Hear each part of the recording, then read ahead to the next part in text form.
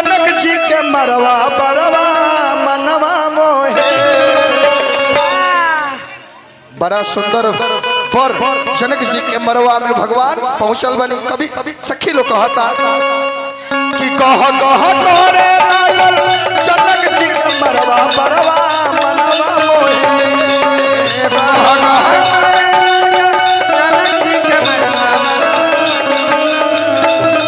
हाँ काली घाटा जैसन नैन में कजरवा बरवा मनवा मोहे। काली घाटा जैसन नैन में कजरवा हाँ काली घाटा जैसन नैन में कजरवा बरवा मनवा मोहे। काली घाटा जैसन नैन में कजरवा बरवा मनवा मोहे। दुल्हा से सखी लोग मजाक कर रहल बा, वर्णन कर रहल बा कैसे हो। मंद मुस्कान शोभे उठावा पर लाली।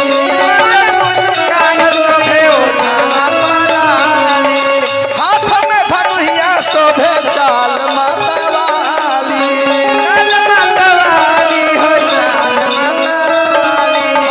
हाथ में धनुहिया शोभे चाल मतवाली।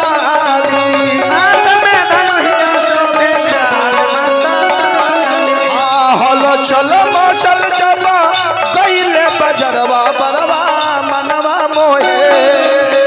हलो चल मचल जब गईले बजरवा हाँ काली घाटा जैसन नैन में कजरवा बरवा मनवा मोहे। काली घाटा जैसन नैन में कजरवा बरवा मनवा मोहे।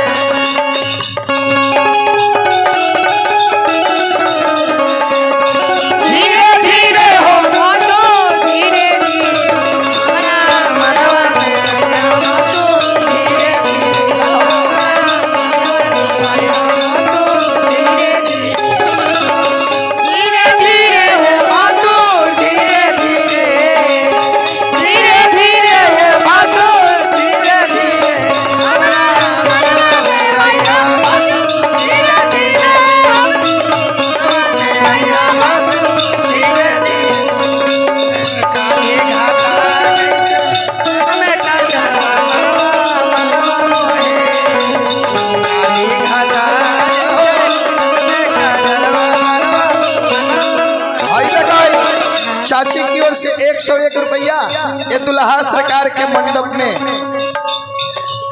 अइला के खुशी में जगदम्बा सिंदूर चूड़ी अमर बनाई भंडार भरपूर रखी। कभी कहा था तनवा में कुंडल शोभे लीलारा पर चंदन।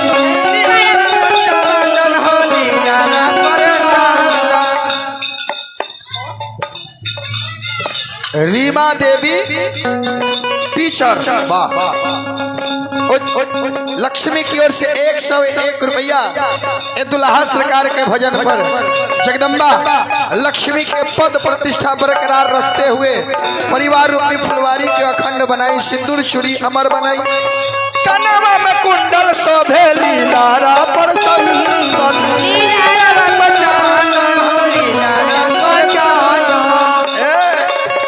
देव सब करत बारे बंदन अभिनंदन।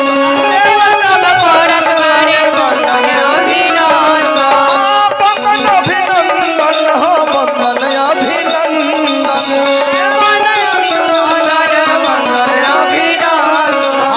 मैया सुने ना जीव तारली नजरवा बरवा मनवा मोहे।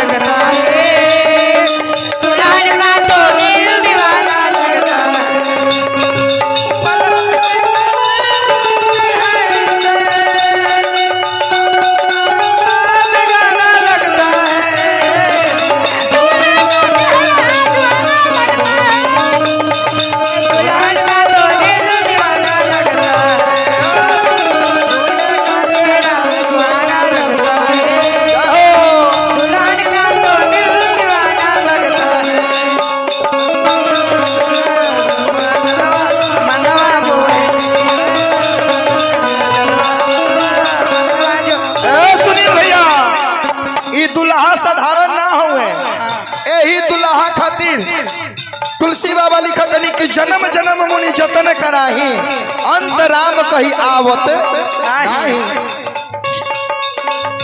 चाहिला कि जोगी जन जप तप कइले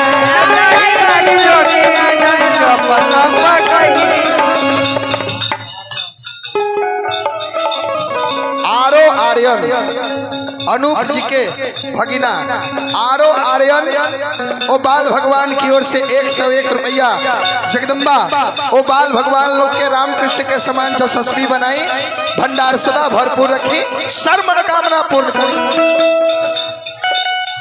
चाहिला कि जोगी जन जप तप कइले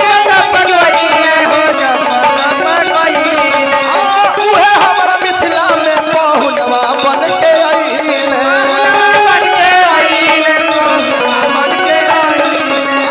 उहे हमारा मिथिला में पहुनवा बन के आइले।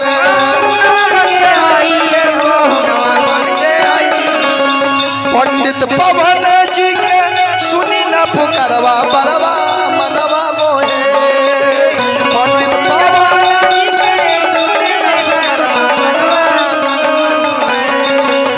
बाबा पवन जी के सुनी न पुकारवा बरवा मनवा मोहे बाबा पवन जी के सुनी न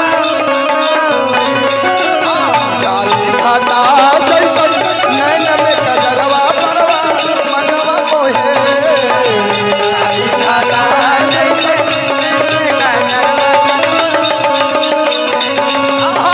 काली घाटा जैसन नैन में कजरवा बरवा मनवा मोहे काली घाटा जैसन नैन में कजरवा